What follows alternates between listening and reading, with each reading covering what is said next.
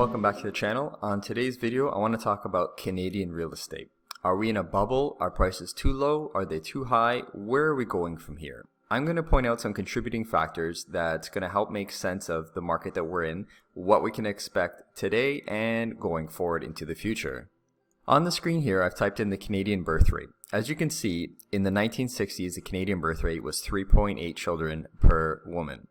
Today, it's 1.5. So, as you know, it takes two people to make one child. So, if two people are only producing 1.5 people in the future, Canada is going to have a decline in population, and that should have a negative effect on the housing prices.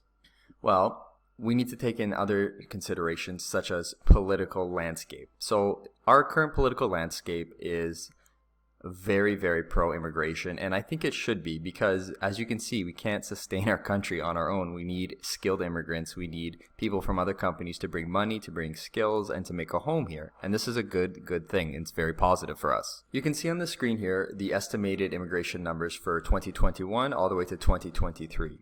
Now, we came a little bit short in 2021 of this 401,000 immigrants because, there was the pandemic and that situation hurt the influx of people. But going forward, we're going to make up the ground and we're going to go higher and higher in each of the next years.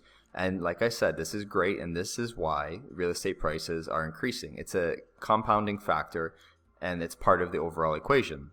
Some of you out there watching this video are going to be anti-immigration, and that's your prerogative, that's fine, but let's take a look at it. Okay, so the people that are anti-immigration, they tend to complain that, refugees come over here and they don't contribute to society and they just suck on social benefits and weigh down the system.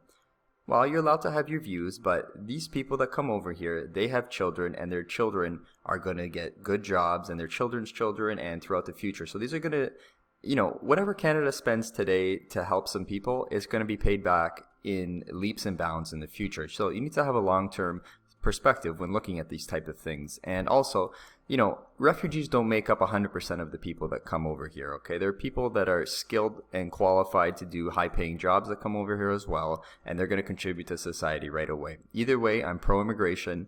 It really, really helps our country, and you should really think about it in that lens. Whatever dollar you spend today, you're going to get $2 or $3 back in the future, and you get to help people, so it's a pretty great thing. Another contributing factor for our high real estate prices are the Bank of Canada's interest rate. Currently, we're at 0.25%, so this is almost at zero. This is dirt cheap. This is the lowest that I can remember in my lifetime. I really, really am excited about interest rates being this cheap because I do have a variable rate mortgage, and it's been saving me a ton of money. When I got my mortgage, I was paying just over 3%. Now I'm paying 1.9%, and I'm a happy camper. I hope you have an even lower mortgage rate than I do, guys. Either way, you're not paying too much to get into that house. It's a great time to be in real estate. Now, there's going to be a lot of housing bears out there who aren't very bullish on the future. They're going to say, well, what happens when interest rates go up? The market's going to crash. I have a lot of friends telling me these type of comments, and they don't make a lot of sense, and I'm just going to debunk them with some logic and some facts, and you guys make up your own decision, okay? So, I don't know if you're aware, but the Bank of Canada is only allowed to increase their interest rate at an interval of 0.25% per interest rate increase. So in a one-year term, the maximum amount of interest rate increase the Bank of Canada can do is a total of 1%. So they cannot, by law, change the interest rate from 0.25 to like 6% overnight. It takes years and years. A 1% rate increase takes a minimum of 1 year, guys. Keep that in mind. They cannot be jumping out of control. And the Bank of Canada has quarterly information sessions where they release a little bit of information about what they're going to do in the future. They don't usually come right out and say, hey, we're going to be doing X, Y, and Z. They give you some hints about how things are going and where they're going in the future. Another thing people are worried about right now is the mortgage stress test. Okay, so I just want to reference what it is. They made a couple changes to it. So in order to qualify for a mortgage, you need to qualify for a higher interest rate than the one that is currently available. So right now, you need to qualify to borrow the money at 5.25%. So most people will be getting a mortgage at around 2%, and their payments are going to be low. However, the banks will check if the rates keep increasing, will this person be able to pay for this house at an interest rate of 5.25%? If they cannot, they do not get the mortgage. So This is going to debunk the myth that if mortgage rates increase, people are going to have to sell their house at a loss and the market's going to crash. All these people with mortgages qualify for a much higher interest rate. If they can qualify at 5.25% and they're paying 2%, how many years is it going to take for their interest rate to get above 5.25%, guys? It would literally take 3 years and 1/4 for the current interest rate that they have at 2% to go up to 5.25%, okay? And most mortgages are 3 to 5 years anyways, so it's not something that you should worry about.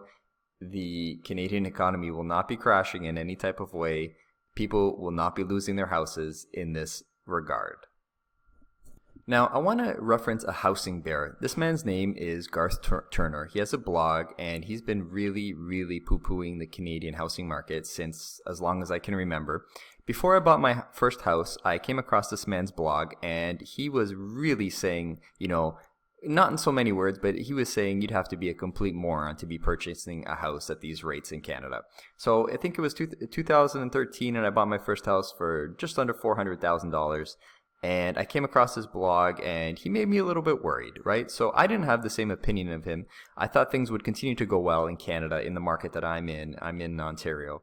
But it's good to read the opinion of others, take it in, but make your own decision. So this guy's been poo-pooing the market since 2013 at the very least, and he's been really wrong. The gains since 2013 have been honestly astronomical. I don't even need to put a graph on the screen to show you that. You are aware. Now, let's just look in the last year, January 2020. Toronto, the best market in my opinion, is up 12%, okay? But not all places are created equally. This is in 1 year. Now, in 2021, the average price is over $1 million. So things have changed drastically, and if you listen to naysayers, you would have missed out on an absolute ton of gains. But you need to remember, not every province is created equal. Some provinces are better than others, and Canada as a whole does not have the exact same economic situation. Some provinces are more popular and honestly just a little bit better economically than others. So if we look here, Canada went up 11% in 2020 for real estate prices overall. The best was Northwest Territories at 28%, which is humongous, and the worst is Newfoundland and Labrador at -8%, which is pretty abysmal. Now, when people come to Canada, they're put in a few different places, but they're allowed to move. Now, Canada is a very large country, and there's a bunch of different economic climates within each province. So Canada on the whole went up 11% overall for the real estate value in 2020. Newfoundland and Labrador, however, went down 8%, and the Northwest Territories did the best at up 28%. Now, when people come to Canada through immigration, they're usually situated in a few different provinces, and they're told where to go. Now, after a 2-year period, they're free to move about the country and explore whatever economic opportunities they want in different provinces. These people tend to come to Ontario and Vancouver because there's the best economic opportunities there for themselves and their children going forward. As I said before, I'm situated in Ontario, and I feel really comfortable with it. Economically speaking, we're doing very well. Going forward, we're going to have a large percentage of the immigration numbers come and start working and start building their lives and families here. Vancouver can say the exact same thing. Now, not all provinces are created equal, as Saskatchewan and Alberta, Nova Scotia. These places are not going to have the same type of economic growth, and I wouldn't expect them to. So I'm not going to comment on their real estate prices. I'm going to stick with the best of the best, and I'm going to say you should be confident if you're in Ontario or Vancouver. These markets are going to be doing well going forward. I understand the prices are very high, and a lot of people think they're inflated. I don't. I think there's only so much land that can be bought up and built upon. And these things have a value that's just intrinsic and will only increase from here.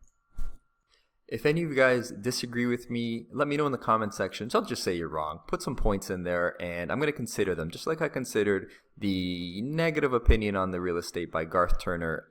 I read it, I took it in. It's good to hear the voices of other people. This is just my opinion going forward. I feel confident I would still be buying in these provinces. Let me know, guys. Alright, I hope you enjoyed the video, and I'll see you in the next one. Thanks.